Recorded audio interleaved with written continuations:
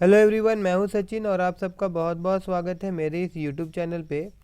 और अब जैसा कि एग्ज़ाम के लिए कुछ दिन ही बचा हुआ है, जो बच्चे 10th का एग्ज़ाम देने वाले हैं, तो मैथ का कुछ चैप्टर्स जो है मैं कोशिश करूंगा कि आप लोगों का कॉन्सेप्ट क्लियर कर सकूं, और जो प्रीवियस ईयर क्वेश्चंस होगा वो भी मैं डिस्कस कराऊंगा इस सीरीज़ में। ठीक है ना। तो आज जो चैप्टर मैं लेके आ रहा हूँ आप लोगों के लिए मैथ का, उसका नाम है लीनियर इक्वेशन।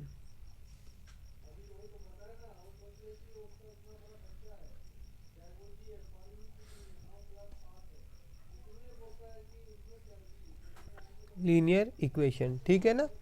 तो सबसे पहले मैं आपको बता दूं, अगर लीनियर इक्वेशन जो होता है वो किस फॉर्मेट में होता है, देखिए a x plus b y plus c is equal to zero. यहाँ पे ए बी सी जो है वो रियल नंबर होना चाहिए, और ए और बी का value not equal to zero होना चाहिए। मतलब a not equal to zero and b not equal to zero होना चाहिए। और साथ ही साथ यहाँ पे ए बी और सी है, ये बिलोंग्स टू क्या होना चाहिए, रियल नंबर होना चाहिए। ये कंडीशन है एक लीनियर इक्वेशन होने के लिए। अब जनरल फॉर्म देखेंगे अगर हम लोग लीनियर इक्वेशन का जनरल फॉर्म अगर हम लोग देखेंगे लीनियर इक्वेशन का, तो दो पेयर ऑफ लीनियर इक्वेशन है। जैसे ये लीनियर इक्वेशन में बताऊं, लेकिन हम लोग किसका बात करने वाले हैं, हम लोग पेयर ऑफ लीनियर इक्वेशन लेंगे ना। पेयर ऑफ लीनियर इक्वेशन,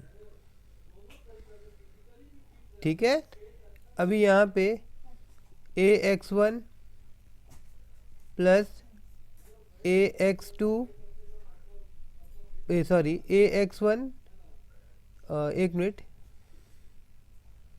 देखिए ए एक्स वन, फिर मैं यहाँ पे लिखूँगा बी, यहाँ पे एक मिनट रुकिए रुकिए, इसको हम लोग कुछ इस प्रकार से लिखेंगे, जो general form of pair of linear equation को ऐसे लिखेंगे हम लोग, a one x plus b one y plus c is equal to zero. यहाँ पे सी को भी मैं सी वन लिख देता हूँ, और दूसरा जो रहेगा उसको मैं ऐसे लिख दूँ, a two x plus b two y plus c two is equal to zero. तो ये फॉर्म है, ठीक है। इस प्रकार से हम लोग देखते हैं, ठीक है। अब इसका लेते हुए हम लोग कुछ चीज़ समझेंगे, जैसे कि क्वेश्चंस आता है इसके आधार पे। अभी मैं अगर इसको ऊपर करूँ ऐसे करके, किस प्रकार से क्वेश्चन आता है कि आपको इक्वेशन दे दिया गया रहेगा और आपसे पूछेगा कि ये जो पेयर ऑफ लीनियर इक्वेशन है ना, ये आपका इसका सॉल्यूशन कैसे निकलेगा। जैसे कि सॉल्यूशन का मैं बात करूँ तो सबसे पहले मैं बात कर रहा हूँ नो सॉल्यूशन के बारे में, नो सॉल्यूशन के बारे में, ठीक है ना। No SOLUTION, no solution. तो नो सॉल्यूशन कब होगा, जैसे कि यहाँ पे देखिए जो लिखा हुआ है ना, इसी को अगर मैं ले लूँ, ये हमारा, इनको हम इक्वेशन बोल देते हैं, तो ये इक्वेशन वन ले लेते हैं, और यहाँ पे इक्वेशन टू है हमारा, है ना।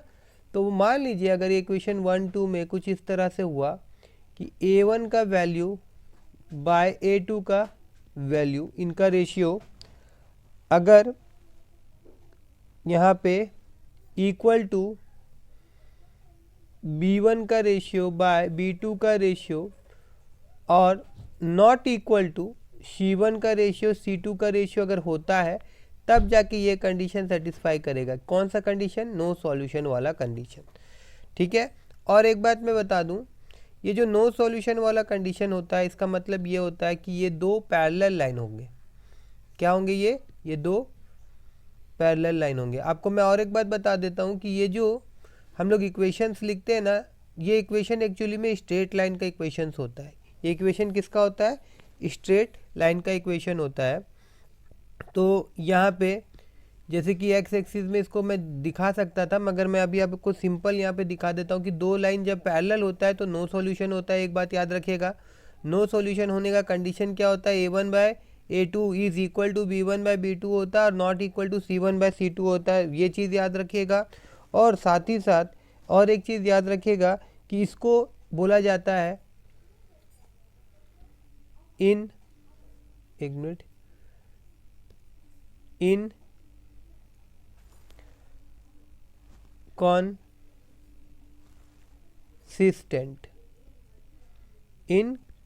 इनकॉन्सिस्टेंट, जिसका सॉल्यूशन नहीं निकलता। ठीक है, उसी प्रकार से अगर हम दूसरा बात करें, इसको मैं थोड़ा ऊपर कर देता हूँ, और यहाँ पे नेक्स्ट अगर हम लोग बात करें तो यहाँ पे हम लोग बात करें यूनिक सॉल्यूशन का। ठीक है, क्या बात करेंगे हम लोग? UNIQUE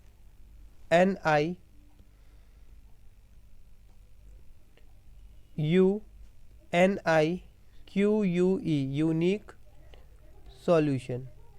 तो यूनिक सॉल्यूशन कब होगा? देखिए, यूनिक सॉल्यूशन का कंडीशन क्या होता है, जब A1 का वैल्यू मतलब A1 बाय A2 जब not equal to B1 by B2 हो जाएगा ना, तो ये यूनिक सॉल्यूशन निकल जाएगा। और यूनिक सॉल्यूशन का मतलब है कि दो लाइन आपस में क्या होता है, इंटरसेक्ट हो रहा है। तो देखिए, इसको ऐसे भी आप समझ सकते हैं कि जब दो लाइन आपस में इंटरसेक्ट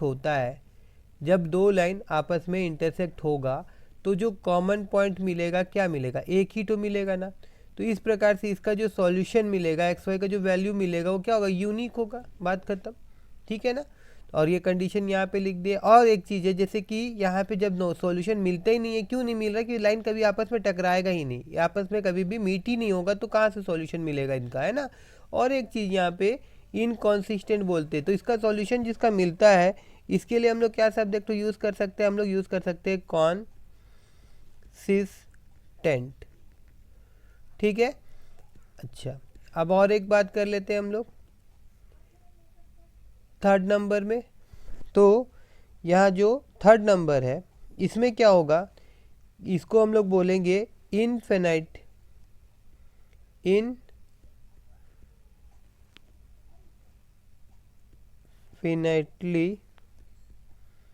इनफिनाइटली मेनी सॉल्यूशन, मतलब बहुत सारा सॉल्यूशन, इनफिनाइट सॉल्यूशन मिलेगा। भाई कैसे मिलेगा?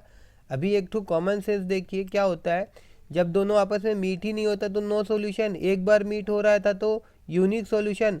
अब अगर एक लाइन है, यहाँ पे अगर मैं कलर इसका चेंज कर दूँ, ये कलर कर देता हूँ ऐसे करके, एक लाइन है और एक लाइन में ले लेता हूँ दूसरा कलर का, और ये लाइन इसके ऊपर में ही है, ये लाइन इसके ऊपर से ही जा रहा है।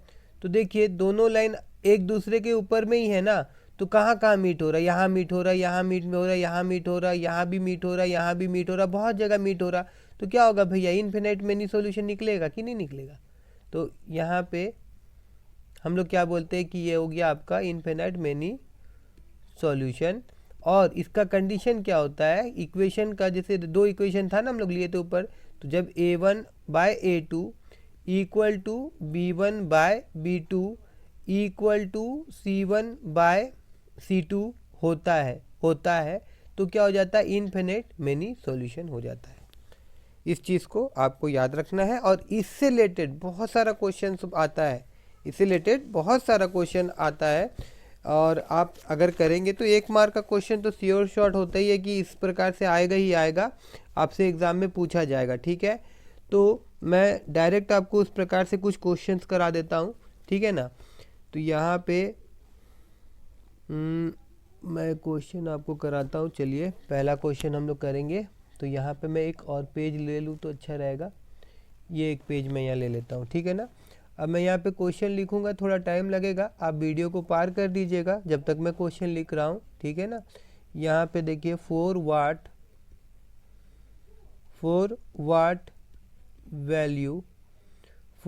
वैल्यू, आपको राइटिंग ठीक से नहीं समझ में आ रहा होगा शायद, इसलिए मैं डिक्टेट भी कर रहा हूँ। 4 what value of k the pair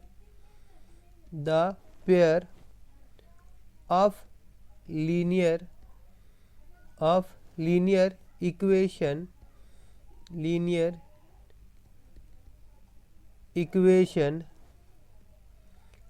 x plus Y minus y is equal to 0 and 2x plus k y is equal to 3 does not have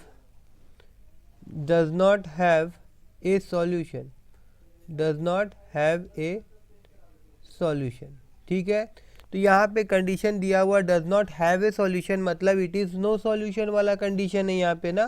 तो इसको कैसे सॉल्व करेंगे, देखिए बहुत ध्यान से करिएगा। कभी भी आपको क्वेश्चन मिलता है इजी क्वेश्चन, अगर मतलब वो एमसीक्यू है तो कोई बात नहीं है, आप जैसे भी सॉल्व करके के का वैल्यू निकाल दीजिए। मैं वो भी बता रहा हूँ, अगर ये क्वेश्चन एमसीक्यू में मिला आपको, मान के चलिए एमसीक्यू में अगर मिला, ठीक है, तो एमसीक्यू में मिला तो आपको कुछ करना नहीं है। आपको जस्ट यहाँ पे देखिए मैं आपको बता देता हूँ, पहला इक्वेशन जो है ये आपका x plus Y minus 4 is equal to 0। मैं इसलिए लिख रहा हूँ, देखिए कभी कभी क्या होता था, बहुत जल्दी के चलते क्या होता है हम लोग गलती कर देते हैं। इसीलिए अगर आप एक बार इसको लिख लेंगे तो कोई दिक्कत तो नहीं होगा ना भाई। और देखिए जैसे यहाँ पे इक्वल टू 3 है तो इसको भी आप इधर ले आइएगा, इस तरफ लेके आ जाइएगा, ये गलती मत करिएगा। बहुत बार क्या होता है बच्चे क्या करते हैं ना कि ये इजिकल टू का इधर 3 है तो वो सी क्या समझ लेते हैं, सी है मतलब 3 ही होगा। मगर देखिए गौर से देखिए, जब इजिकल टू का इधर हम लोग लेके आ जाते तो ये पूरा परफेक्ट फॉर्मेट में आता है। और अभी सी का वैल्यू क्या हो गया, ये आपका -3 हो गया है। तो यहाँ पे a1 क्या है, अभी मेरे को समझाना भी तो मैं समझा दे रहा हूँ। a1 क्या है, a1 का वैल्यू 1 है। देखिए ये वाला इक्वेशन को हम लोग पकड़ के चल रहे सबसे पहले, तो यहाँ पे a1 1 है। और फिर b1 क्या है, b1 भी 1 है, मतलब y का आगे कुछ नहीं है मतलब 1 है, x का आगे कुछ नहीं है मतलब 1 है। और यहाँ पे c1 क्या है, c1 के यहाँ पे जो है वो आपका -4 है। दूसरा इक्वेशन को भी उसी प्रकार से लिख लीजिए। यहाँ पे a2 क्या है, a2 यहाँ पे 2 है। और b2 क्या है, यहाँ पे b2 आपका k है। उसके बाद में फिर आपका c2 क्या है, c2 आपका -3 है, ठीक है। तो हम लोगों को क्या पता है, हम लोगों को पता है कि भाई जो a1 है, a1 बाय a2 ये इक्वल होता है b1 बाय b2 का साथ में, ठीक है ना। तो यहाँ पे a1 का वैल्यू क्या है, 1 है, इसका वैल्यू 2 है, इक्वल टू यहाँ पे क्या हो जाएगा 2/k है। तो that means k is equal to, देखिए कितना निकला, k इज इक्वल टू यहाँ पे हम लोग का कितना हो जा रहा है, यहाँ पे आपका 1 और यहाँ पे आपका, अच्छा ये 2 नहीं है 1 है, सॉरी ये कितना है 1 है। तो यहाँ पे कितना हो जाएगा, ये 2 हो जाएगा। यहाँ पे मेरे को लग रहा था कि मैं यहाँ पे 2 लिखा हूँ, बट ये आपका 1 है ना, हाँ 1 है। तो ये कितना हो गया, k इज इक्वल टू 2। तो आंसर आपका आ गया ऐसे ही ना, k इज इक्वल टू 2। तो आप इसको निकाल करके ऑप्शन में जहाँ पे भी रहेगा 2 उसको आप राउंड कर दिए, आपका एमसीक्यू रहा तो आप ऐसे बना लिए। या तो आप बहुत अच्छा से इसको प्रैक्टिस किए तो आप ये इतना पार्ट नहीं करके भी, ये जो मैं यहाँ पे राउंड कर देता हूँ, इतना पार्ट जो मैं यहाँ पे किया हूँ ये आप नहीं करके भी, अगर आप बहुत स्ट्रांग है तो आप डायरेक्ट क्या करेंगे, आप कंपेयर करके देखेंगे, ये 2 लाइन से ही आप क्या कर सकते हैं, के का वैल्यू निकाल सकते हैं, ठीक है। अब मगर मान लीजिए कि एग्जाम में होता है ना, एक ही बार चांस मिलता है, 1 मार्क का क्वेश्चन है जो आपको मिल सकता था मगर आपकी जल्दबाजी के कारण क्या होगा कि आपका 1 मार्क जो रहेगा वो 0 में बदल जाएगा। इसीलिए ध्यान पूर्वक करिएगा, ओके। अब यहाँ पे नेक्स्ट, अगर मान लीजिए 2 मार्क का क्वेश्चन मिला आपको, तो सबसे पहले तो आप यहाँ पे लिखिएगा given equation,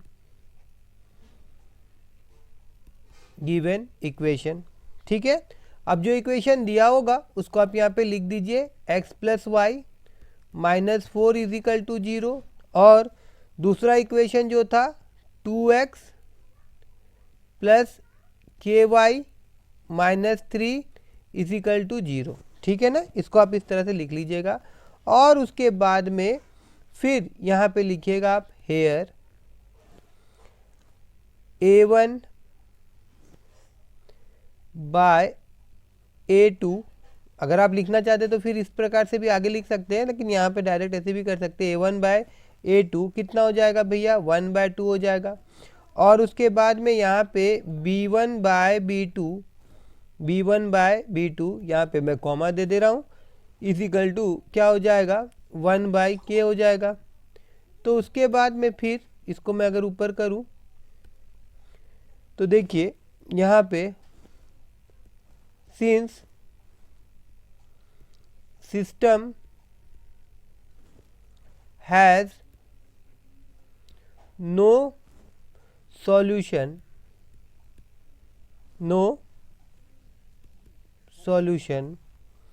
therefore A1/A2 is equal to B1/B2। और आगे वाला कंडीशन भी लिखना चाहते तो लिख दीजिएगा कि C1/C2। ठीक है।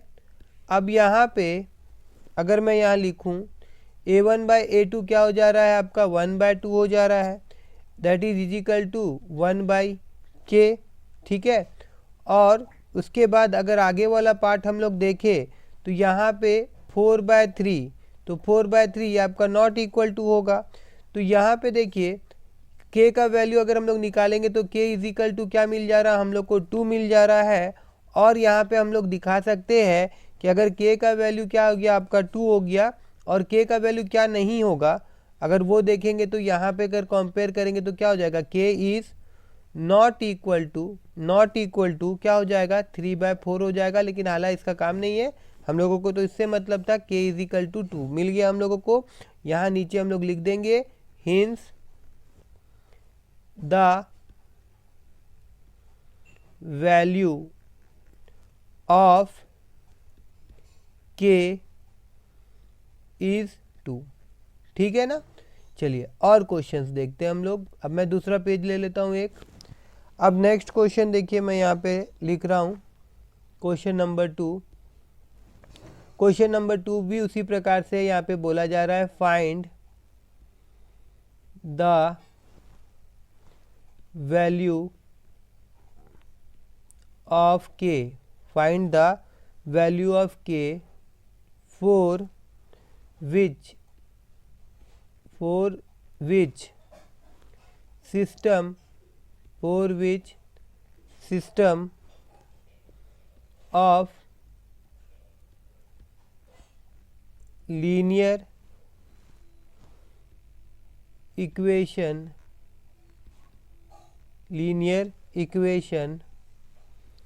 x plus 2y is equal to 3, 5x plus ky plus 7 is equal to 0 is inconsistent. ठीक है ना, CON, हाँ SINT, कॉन्सिस्टेंट। देखिए अब ये शब्दों का खेल है और कुछ नहीं है, इसीलिए मैं ऊपर ले आऊँगा। अगर आपको यहाँ पे पहला वाला पेज, तो यहाँ पे मैंने आपको बताया था जो नो सॉल्यूशन होता है इसी के लिए एक शब्द यूज़ होता है इनकॉन्सिस्टेंट। बस इस क्वेश्चन में वही दिया हुआ है, क्योंकि अगर जो बच्चे सिर्फ नो सॉल्यूशन, यूनिक सॉल्यूशन या इन्फिनिटी मैनी सॉल्यूशन ही जानते हैं तो वो इस वर्ड को मिलते ही वो कंफ्यूज हो जाएंगे। तो इसीलिए मैं बोल रहा हूँ कि पूरा जानकारी लेके ही आप एग्जामिनेशन हॉल में जाइएगा।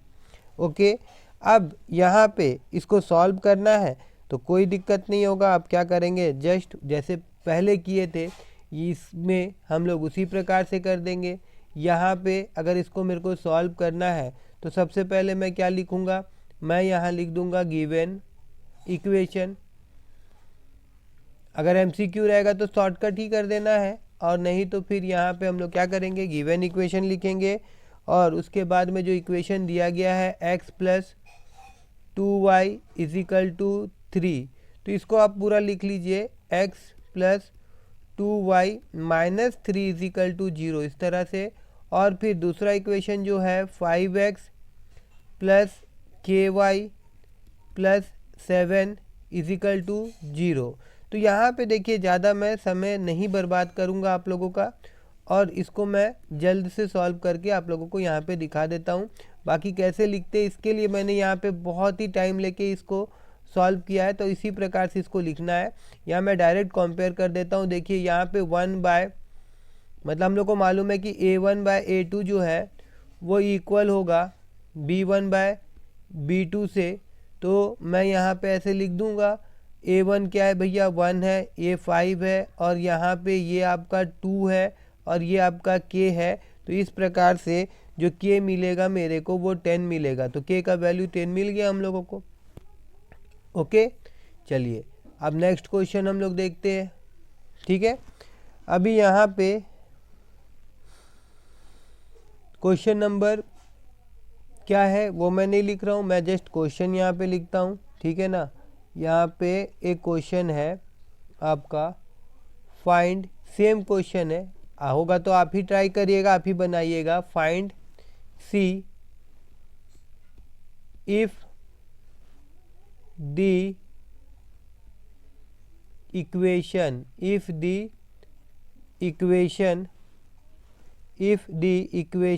द सिस्टम ऑफ इक्वेशन लिखा जाएगा। मैं इक्वेशन लिख दे रहा हूँ, cx plus 3y plus 3 minus c is equal to 0। और दूसरा इक्वेशन जो है वो है आपका 12x plus cy minus c is equal to 0 has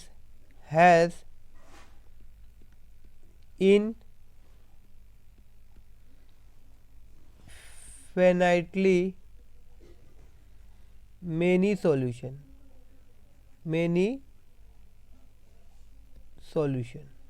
I hope कि आप सब कैसे करेंगे समझ में आ गया होगा आप लोगों को, क्योंकि किसमें करना क्या है, कुछ भी नहीं करना है। आपको मालूम है इनफिनिटी मेनी सॉल्यूशन होने से क्या होता है। मैं देखिए प्रोसेस अभी मैं ही लिख रहा हूँ, मैंने आपको बता दिया कि सबसे पहले क्या करना होता है। फिर से मैं बता देता हूँ कि सॉल्यूशन लिखिएगा, उसके बाद जो गिवन इक्वेशन होगा वो लिख दीजिएगा। मैं फिर भी एक बार लिख ही दे रहा हूँ यहाँ पे इस तरह से, प्लस 3 माइनस सी। और एनसीईआरटी में जिस प्रकार से इसको सॉल्व किया गया आप पैटर्न उसी तरह से पूरा लिखिएगा। ठीक है ना, मैं जस्ट सॉल्व कैसे करते हैं वो मैं आपको इसमें बताते हुए जा रहा हूँ, है ना। माइनस सी इजिकल टू 0, है ना। तो अब यहाँ पे डायरेक्ट हमको कंपेयर करना है। हम लोग को मालूम है कि यहाँ पे जो सिस्टम है for infinitely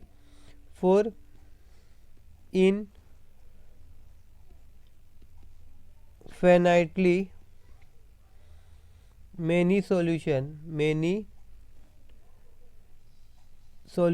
infinitely many solution के लिए क्या होता है भाई, A1 बाय A2 इक्वल होता है B1 बाय B2 के, और ये इक्वल होता है C1 बाय C2 के, C1 बाय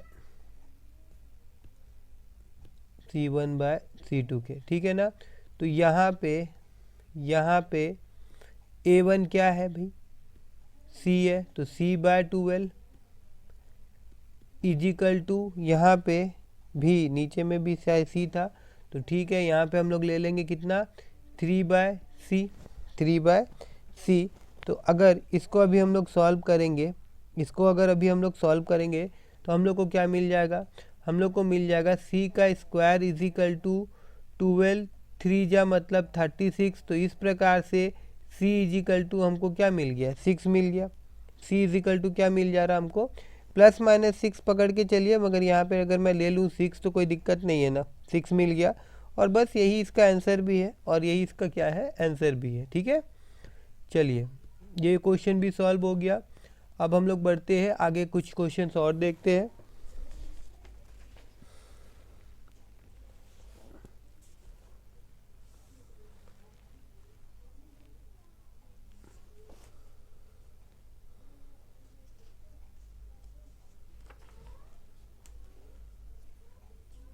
देखिए अब एक आपको मैं वर्ड प्रॉब्लम यहाँ दिखाता हूँ, क्योंकि नॉर्मली बाकी सारा क्वेश्चन उसी तरह से होगा, बस आपको देखना होगा कि वो इन्फिनिटी मेनी सॉल्यूशन है या फिर वो आपका यूनिक सॉल्यूशन है, ठीक है, या फिर वो आपका नो सॉल्यूशन है। उसके आधार पे आप उसको सॉल्व कर सकते हैं, है ना। तो अभी अगर हम लोग आगे देखें तो एक क्वेश्चन है यहाँ पे,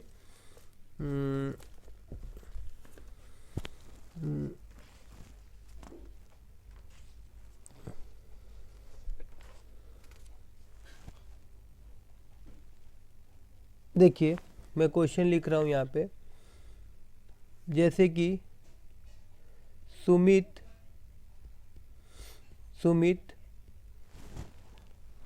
is 3 times old.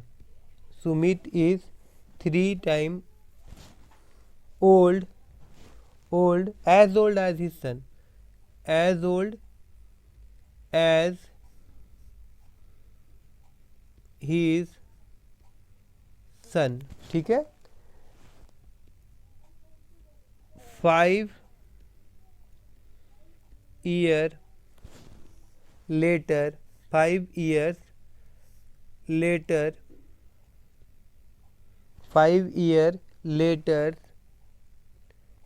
he shall be 2 and half times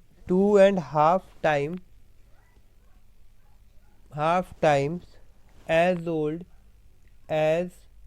old as his son, ठीक है। अब इसको आपको सॉल्व करना है ना। तो मैं क्या करूँगा, यहाँ पे चलिए मैं मान लेता हूँ let the age of Sumit be x and his son son be y. तो सुमित का एक्स ले लेते हैं और उसका सन का हम लोग क्या ले ले, वाई ले ले। तो अब आगे क्वेश्चन जो है यहाँ पे, according to the given condition, according to the given condition देखिए मैं यहाँ पे लिखता हूँ x और यहाँ पे लिखता हूँ y, और आपको मैं बताता हूँ। जैसे कि यहाँ बोला कि उसका पापा का उम्र, मतलब सुमित का उम्र उसका बेटा से 3 गुना ज़्यादा है। तो एक मान के चलिए कि सुमित का अगर 30 है तो उसका बेटा का कितना होगा, 10 होगा। तो इन दोनों नंबर को बराबर करने के लिए आपको कहाँ पे मल्टीप्लाई करना पड़ेगा, 3 टाइम्स किसको करना पड़ेगा, इसको करना पड़ेगा ना। बस यही समझाने के लिए मैं ये नंबर ले रहा हूँ। तो यहाँ पे हमको 3 देना पड़ेगा ताकि दोनों बराबर हो जाए, और इससे हमको क्या मिल गया, इक्वेशन 1 मिल गया। दूसरा कंडीशन क्या बोला है कि 5 साल के बाद में, 5 ईयर लेटर। तो यहाँ पे मैं अगर लिख दूँ आफ्टर 5 ईयर, तो बोलिए 5 साल बाद क्या होगा। अगर सुमित का उम्र हम लोग x लिए थे, उसका बेटा का उम्र y लिए थे, तो 5 साल के बाद में x + 5 हो जाएगा ना, और y + 5 हो जाएगा ना। दोनों का 5-5 साल बढ़ेगा कि नहीं बढ़ेगा, बढ़ेगा ना। इसका कोई काम नहीं है, इसको मैं हटा देता हूँ। और उसके बाद यहाँ पे मैं क्या करूँगा, यहाँ पे लिख देता हूँ मैं कि सुमित एज कितना हो जाएगा, x + 5 हो जाएगा 5 साल के बाद में। और फिर उसका बेटा का उम्र जो है, हीज सन एज, वो कितना हो जाएगा, वो आपका y + 5 हो जाएगा। अब उसके बाद में अब जो कंडीशन था वो बोला गया था कितना, यहाँ पे मैं आपको बताता हूँ कि 2.5 टाइम्स दिया हुआ था। तो ये 2.5 टाइम्स को मैं लिख सकता हूँ 5/2 ना। बस इसको ध्यान रखिएगा। और अभी यहाँ पे मैं लिख दूँ अगर कि वही अकॉर्डिंग टू द क्वेश्चन, मैं यहाँ पे शॉर्ट में लिख देता हूँ according to the question according to the given condition, जो आप लिखना चाहिए लिखिएगा। यहाँ पे फिर से मैं x+5 लिखूँगा जो कि सुमित का उम्र है, और y+5 लिखूँगा जो कि उसका बेटा का उम्र है। तो अभी ये जो टाइम से कहाँ मल्टीप्लाई करना पड़ेगा मेरे को, यहाँ पे, अगर मेरे को दोनों का उम्र बराबर करना है तो। ओके, अब अगर यहाँ पे मैं इसको सॉल्व करूँगा तो क्या हो जाएगा, ये जो 2 है, ये जो 2 है यहाँ मल्टीप्लाई होगा तो ये हो जाएगा 2x प्लस यहाँ पे आ जाएगा 10, और यहाँ पे ये हो जाएगा 5y, और प्लस यहाँ पे हो जाएगा 25। उसके बाद इसको अगर हम लोग सॉल्व करेंगे, ठीक है, तो यहाँ पे आपको मिल गया 2x plus, 1 minute, 2x minus 5y, 2x minus 5y, उसके बाद में यहाँ पे प्लस 10 माइनस 25 इजिकल टू 0, और आगे हम लोग इसको लेके जाए तो ये कितना हो जाएगा, ये हो जा रहा है आपका 2x माइनस 5y, और ये माइनस 15 इजिकल टू 0, है ना। अब देखिए हम लोगों के पास में ऊपर में यहाँ पे इक्वेशन 1 में x इजिकल टू क्या है, ये आपका 3y है ना। तो यहाँ पे अगर मैं लिख दूँ, यहाँ पे हमारे पास जो वैल्यू है, तो यहाँ पे अगर मैं लिख दूँ कि सब्स्टिट्यूट, है ना, मैं ऐसे लिख दे रहा हूँ, substitute the value of x in equation 2, in equation 2, ये हमारा इक्वेशन 2 है। तो ये कितना हो जाएगा, 2 यहाँ पे आ जाएगा आपका 3y, फिर माइनस 5y इजिकल टू 15, ठीक है, और उसके बाद में यहाँ पे ये हो गया आपका 6y minus 5y is equal to 15, और उसके बाद में फिर यहाँ पे y इजिकल टू मिल जाएगा 15। तो उसका लड़का का उम्र 15 मिल गया हम लोगों को। तो फिर यहाँ पे हम लोग लिख सकते हैं कि again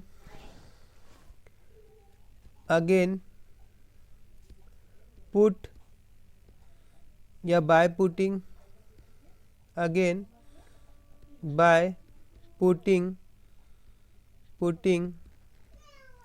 the value of y in equation 1, in equation 1। तो इक्वेशन 1 क्या था, x इजिकल टू 3y था, तो यहाँ पे हमको 15 लिख देना होगा, और x इजिकल टू मेरे को यहाँ 45 मिल जाएगा। बस अब सुमित का उम्र हम लोगों को मिल गया। तो सुमित का उम्र कितना हो गया, यहाँ पे हम लोग लिख सकते हैं हिंस सुमित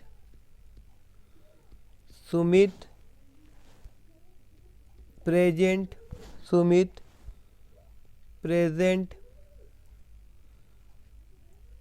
एज इज 45, ठीक है ना। देखिए अगर आप लोगों को अच्छा लग रहा होगा, मैथ समझ में आ रहा होगा, तो प्लीज़ मेरे वीडियो को लाइक करते हुए जाइएगा, और हो सके तो अपने दोस्तों के साथ भी इस वीडियोस को शेयर करना मत भूलिएगा, लिंक आप भेजिएगा, ठीक है ना, ताकि मैं और वीडियो आप लोगों के लिए बना सकूं, है ना। चलिए अब हम लोग दूसरा क्वेश्चन देखते हैं, ठीक है ना। अभी यहाँ पे नेक्स्ट क्वेश्चन एक ले रहा हूँ मैं। क्वेश्चन मैं यहाँ पे लिखता हूँ। क्वेश्चन है यहाँ पे कुछ इस प्रकार से, the income of 2 person, the income of 2 person A and B, the income of 2 person A and B are in the ratio of, in the ratio of कितना, रेशियो इन द रेशियो लिख देंगे तो भी चलेगा। In the ratio दिया हुआ है, कितना दिया हुआ है, 8:7, ठीक है। And the ratio of their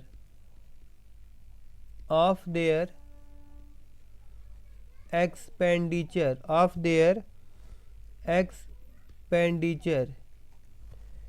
is 19:16 if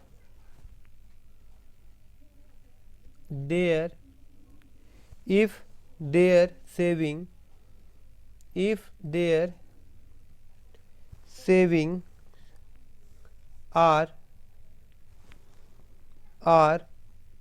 2550 per month, पर MONTH मंथ, सेविंग्स है ना, दोनों का सेविंग्स, ठीक है, इतना है पर मंथ।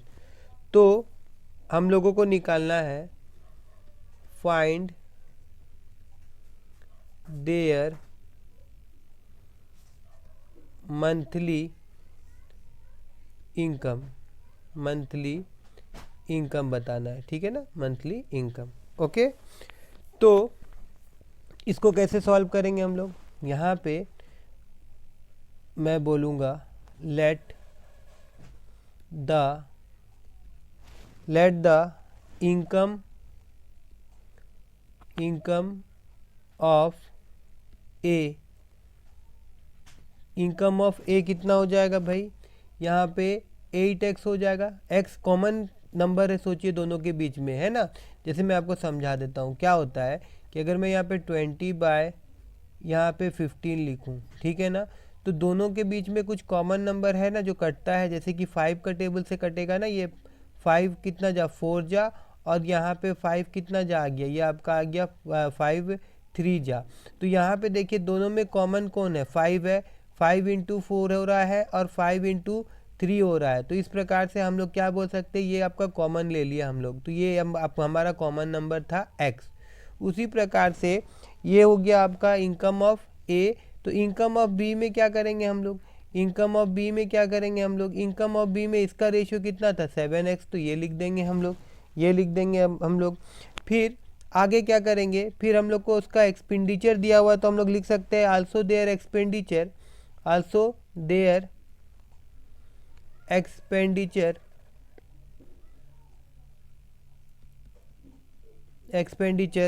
तो ए का एक्सपेंडिचर कितना हो जाएगा? ए का एक्सपेंडिचर हो जाएगा 19y, ठीक है ना। हम लोग यहाँ पे एक्सपेंडिचर को क्या ले रहे हैं? आपका y ले रहे हैं। एंड देयर एक्सपेंडिचर बी करके दरकार नहीं है, यहाँ पे y लिखने से अच्छा रहता है, मगर हम लोग डायरेक्ट ले रहे हैं, ठीक है। इतना हो गया। और b का एक्सपेंडिचर कितना हो जाएगा? वो हो जाएगा आपका 16y। बात खत्म। उसके बाद में अभी मैं यहाँ पे डायरेक्ट अगर लिख दूँ तो कोई दिक्कत नहीं होगा। According to the question, according to the condition या अकॉर्डिंग टू द क्वेश्चन। देखिए मैं आप लोगों को समझा दे रहा हूँ कि मैं क्यों कर रहा हूँ। देखिए वो कमाता था 8x, ठीक है, और खर्चा करता है वो 19y। तो भैया जो बच जा रहा है वो उसका होगा सेविंग ना। तो यहाँ पे सेविंग दिया हुआ कितना है? दोनों का सेविंग दिया हुआ था 2550। तो इस प्रकार से इक्वेशन हम लोग को मिल जाएगा। तो बस वही इक्वेशन यहाँ पे मैं लिख रहा हूँ कि ए जो था वो कमाता है 8x, और ए जो है वो गंवाता है, दैट मीन्स खर्चा करता है 19y, और जो सेविंग है उसका है कितना? एक बार मैं देख लूँ, उसका सेविंग है 2550, ठीक है। उसी प्रकार से अभी बी जो है वो कमाता है 7x माइनस, और वो गंवाता है 16y, ठीक है ना। और सेविंग इसका भी कितना था? 2550। तो ये आपका हो गया इक्वेशन 1, और ये हो गया आपका इक्वेशन 2। तो आपको करना क्या है भैया? ये दोनों इक्वेशन को आपको जस्ट सॉल्व करना है और एक्स वाई का वैल्यू निकाल लेना है। मैं इसके आगे नहीं करूँगा, मैं चाहता हूँ कि बस आपको इक्वेशन सॉल्व करना है, ठीक है ना। आप चाहे अच्छा, और एक चीज़ है, मैं आपको डायरेक्ट यहाँ पे लेके आ गया हूँ, मगर मैं आपको सब्स्टिट्यूशन मेथड के बारे में मैंने आपको बताया नहीं, और आपको एलिमिनेशन मेथड जो होता है उसके बारे में भी मैंने आपको बताया नहीं। तो ये जो इक्वेशन सबको हम लोग सॉल्व करते हैं ना, मैं आपको अगर यहाँ ले जाऊँ नया पेज में, ठीक है। तो लीनियर इक्वेशन में जो भी इक्वेशन हम लोग सॉल्व करते हैं वो दो तरह से इसको हम लोग सॉल्व कर सकते हैं, है ना। तो उसके लिए तो पहला बात है कि इक्वेशन अगर मैं देखूं यहाँ पे, जैसे चलिए यहाँ पे मैं एक इक्वेशन अगर ले लेता हूँ, x minus y is equal to 2, ये इक्वेशन है, और एक इक्वेशन है x plus y is equal to 4 है, ठीक है ना। तो इसको सॉल्व करने का दो तरीका होता है। एक तरीका होता है हम लोग जिसको बोलते हैं एलिमिनेशन मेथड। एलिमिनेशन में क्या होता है, जैसे देखिए यहाँ पे y कैंसल आउट हो जा रहा है ना, तो इसको हम लोग ऐसे ऐसे काट देंगे तो ये कट जाएगा। अब ये तो दोनों जुड़ जा रहा है तो ये 2x हो जाएगा और ये आपका 6 हो जाएगा। तो x इजिकल टू क्या हो जाएगा, 6/2 आएगा। तो ये कटेगा तो यहाँ पे हम लोग क्या लिख देंगे, 2 लिख देंगे। इसको बोलते हैं हम लोग एलिमिनेशन मेथड। और अगर सब्स्टिट्यूशन मेथड के बारे में आपको जानना है तो देखिए, जैसे कि यही इक्वेशन अगर मैं लूँ, यही इक्वेशन अगर मैं लूँ तो यहाँ पे देखिए कि अगर मान लीजिए कि ये इक्वेशन हमारा 1 है और ये इक्वेशन हमारा 2 है, और यहाँ से अगर मैं x is equal to 2 plus y ले लूँ, ये इक्वेशन 1 से हम लोगों ने बनाया, और फिर इक्वेशन 2 में इसको मैं पुट कर दूँ, मतलब कि x का जगह पे मैं इस वैल्यू को पुट कर दूं, तो ये इक्वेशन कैसा दिखेगा मेरे को, x का जगह में मेरे को लिखना होगा 2 प्लस वाई प्लस वाई हाँ इजिकल टू 4 हो जाएगा। और फिर इसको हम लोग अगर सॉल्व करेंगे तो ये क्या हो जाएगा, ये हो जाएगा आपका 2 प्लस 2y इजिकल टू 4, और फिर 2y इजिकल टू 4 माइनस 2, और उसके बाद में फिर ये हो गया 2y इजिकल टू 2, और फिर ये हो गया y is equal to 2 divided by 2, और कट के आ जाएगा 1। बस यही होता है और कुछ नहीं होता है ना।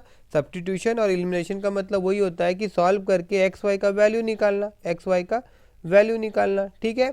चलिए अब आगे हम लोग और एक क्वेश्चन देखते हैं। यहाँ पे अगर मैं जाऊँ, ठीक है, और यहाँ पे क्वेश्चन हम लोग देखेंगे, सिंपल सा एक क्वेश्चन और देख लेते हैं हम लोग। देखिए यहाँ पे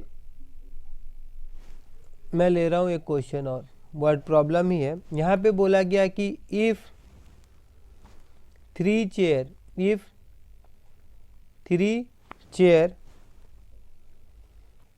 and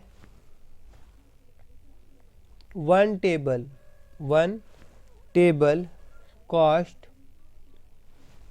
cost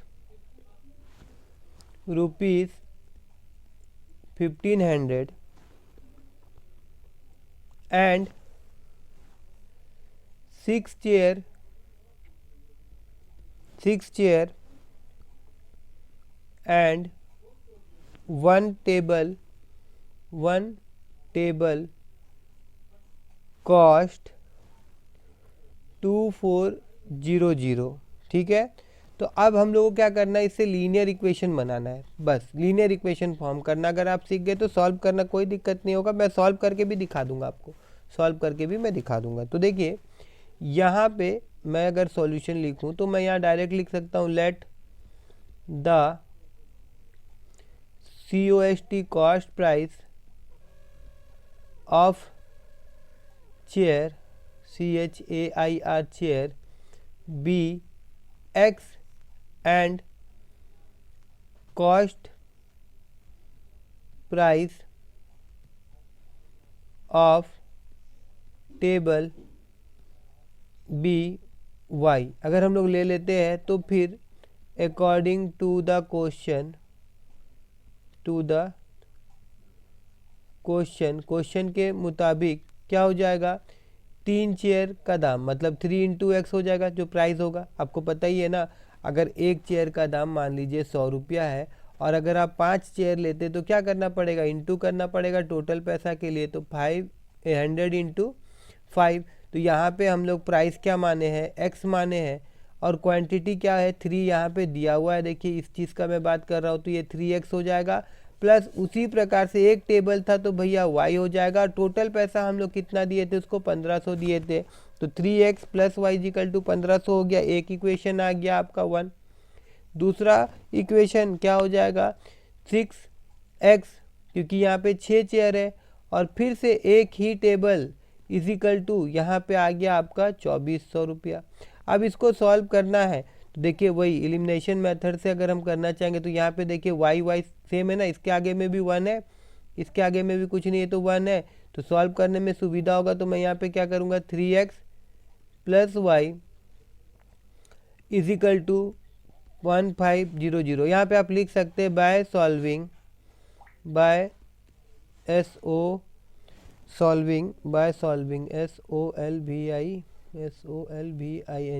solving equation 1 and equation 2। ठीक है, 1 और 2 को सॉल्व करने पे तो यहाँ पे क्या था भाई 6x था, और यहाँ पे क्या था भाई y था, और यहाँ पे क्या था भाई 2400 था। अब देखिए ये कटेगा नहीं ऐसे ना, क्योंकि यहाँ पे तो जुड़ जाएगा तो 2y आ जाएगा, तो हम लोग साइन चेंज कर देंगे। जैसे यहाँ पे साइन क्या है प्लस है तो इस पर माइनस हो गया, ये प्लस है तो माइनस कर दिए, और यहाँ पे भी कुछ नहीं है प्लस है तो ये माइनस कर दिए।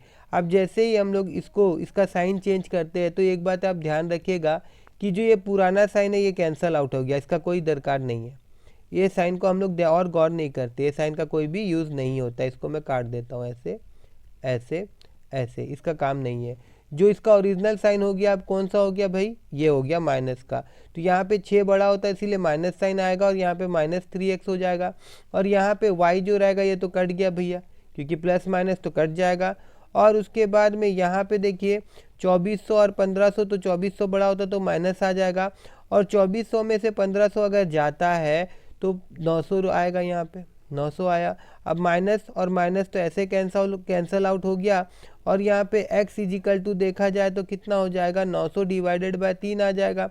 3 का पारा से इसको काटेंगे तो ये 300 आ जाएगा। तो इस प्रकार से x का वैल्यू तो निकल गया 300, ठीक है ना। और अब हमको अगर टेबल का दाम निकालना है तो भैया x का वैल्यू कोई भी दो इक्वेशन में पुट करेंगे और हम लोग निकाल देंगे। तो यहाँ पे हम लोग डायरेक्ट बोल सकते हैं by putting the value of x in equation 1।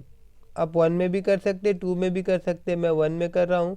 तो इक्वेशन 1 क्या था भाई 3x का जगह में हम लोग क्या पुट कर देंगे 300, और उसके बाद में फिर यहाँ प्लस y इजिकल टू 1500। तो अब ये कितना हो गया, यहाँ पे ये हो गया आपका 900 प्लस y इजिकल टू 1500। तो अब यहाँ पे y इजिकल टू कितना हो गया 1500 माइनस 900। तो अब देखिए कितना हो गया y इजिकल टू 1500 में से अगर 900 चल जाता है तो आई थिंक कितना होता है 600 होता है। और अगर आपको चेक करना है CHEC चेक, तो यहाँ पे दिया गया था कि 3 चेयर का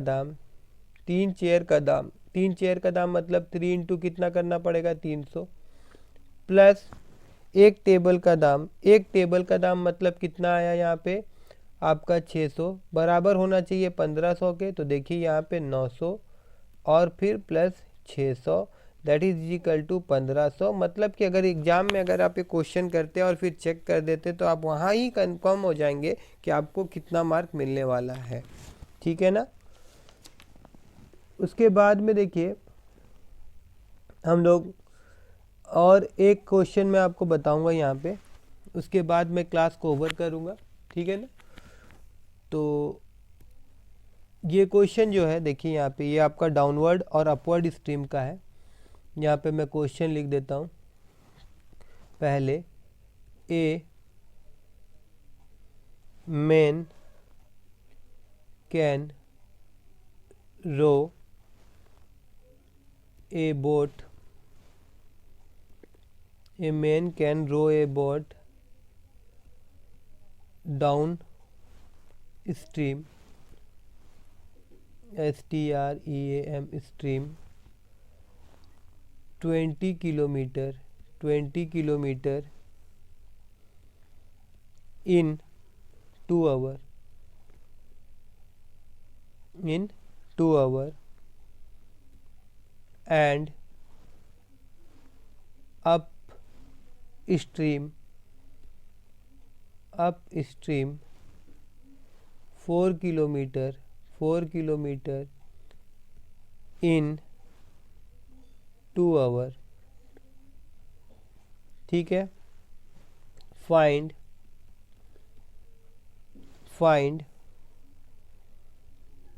his speed of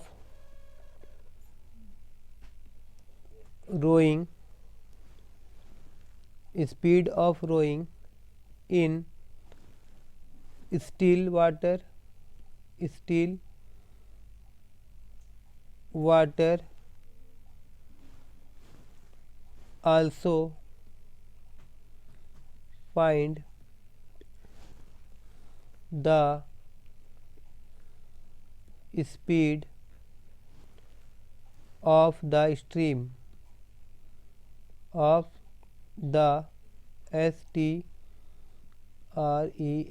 stream। देखिए, इसका मतलब मैं आपको बता दूं ताकि आप लोगों को क्वेश्चन समझने में आसानी हो। ये जो बोला जा रहा मतलब नदी का धारा मान लीजिए कि ये आपका इस डायरेक्शन में है और एक बोट है और वो भी इसी डायरेक्शन में जा रहा है। तो अगर ऐसा होता है तो इसको हम लोग बोलते हैं डाउन STREAM स्ट्रीम। दूसरा चीज़, अब यही चीज़ नदी का धारा का डायरेक्शन ऐसे है और जो बोट है वो आपका इस डायरेक्शन में अगर जा रहा है तो इसको हम लोग बोलते हैं up STREAM stream.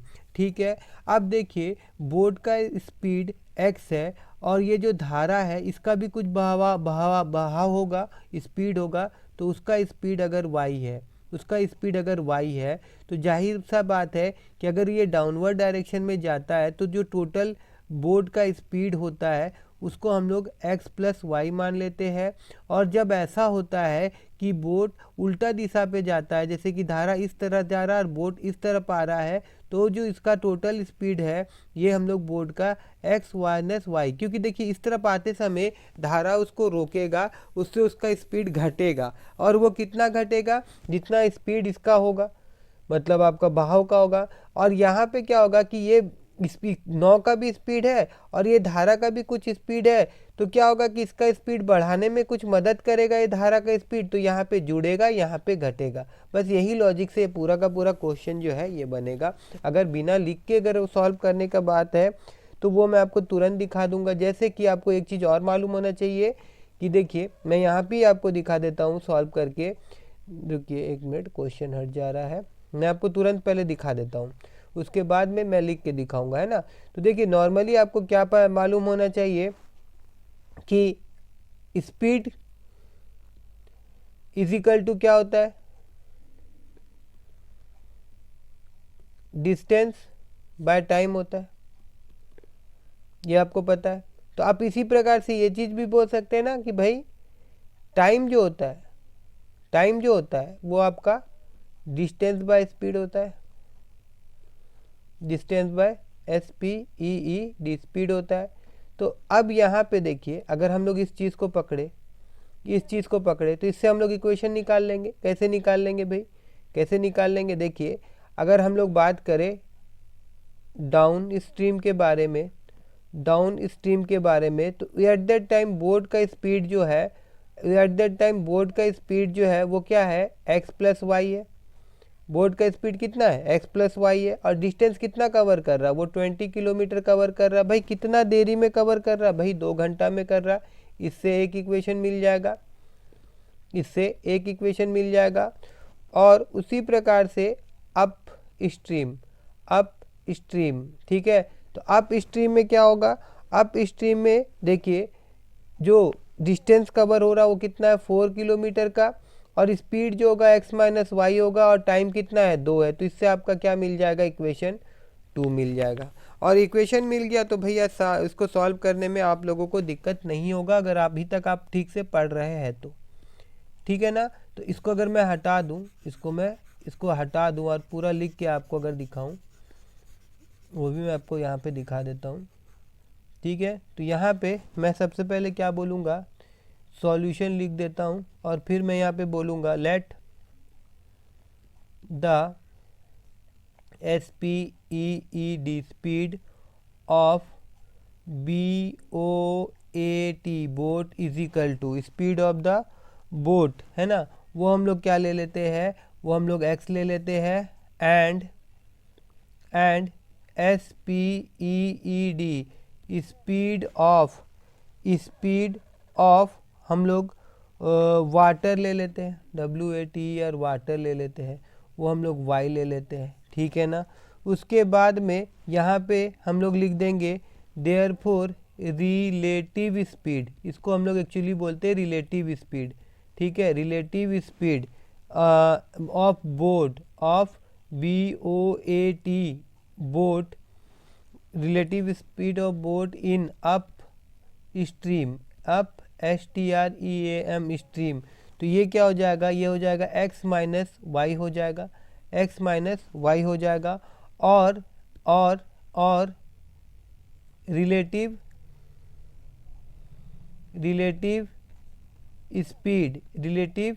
Speed of boat BOAT boat in down stream DOWNSTREAM stream क्या हो जाएगा, x प्लस वाई हो जाएगा।